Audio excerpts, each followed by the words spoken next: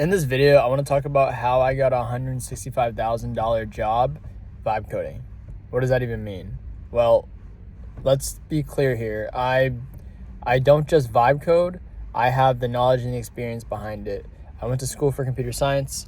I worked as a software engineer for years, and then I did my own freelancing software work before getting this job. So again, having the knowledge behind it, and again, it's the thought process of the human being using the AI is how I got this job, not the actual implementation of, hey, let's vibe code these projects, right?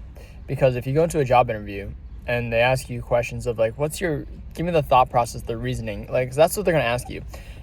I'm listening to interviews right now that hiring managers are doing, especially in tech.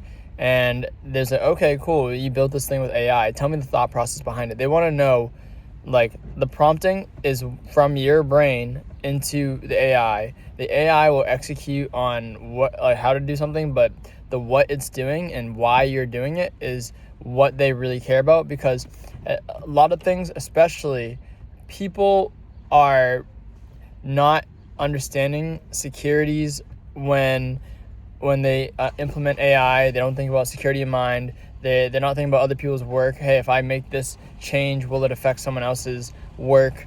Things like that are very important. And it's like, people hear about these, secret tokens, these keys, API keys, all that stuff, right? And it's like you don't want that stuff getting out. It's just like a password. You don't want to share your password. It's just stuff like that. But like the average vibe coder doesn't understand that type of thing. So all I'm saying is, for anyone that wants to get into tech that is using AI, I don't know if today the recommendation of going to school and getting a 4-year college degree is today's work.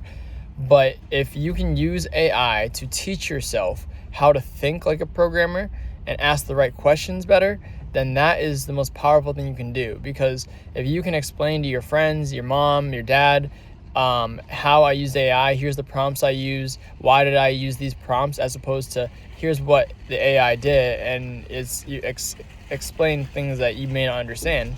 Shit, I write code every day that I look at, I don't understand, but then I ask the AI, can you explain this at a 3rd grade level for adults? Can you explain this in 30 words or less?